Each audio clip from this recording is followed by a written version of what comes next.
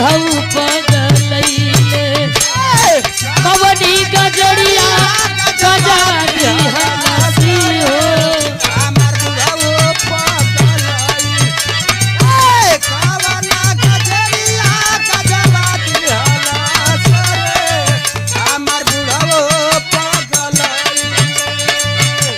कठवा कपूतरी रागवा से उतरी पुतरी तुहके होले के ना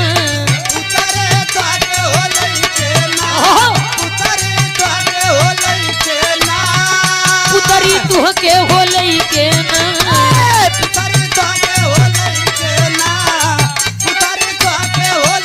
अरे डल बोटी हवा परी मड़ैया पुतरी तुहके होले के ना डल बोटी हवा परी मड़ैया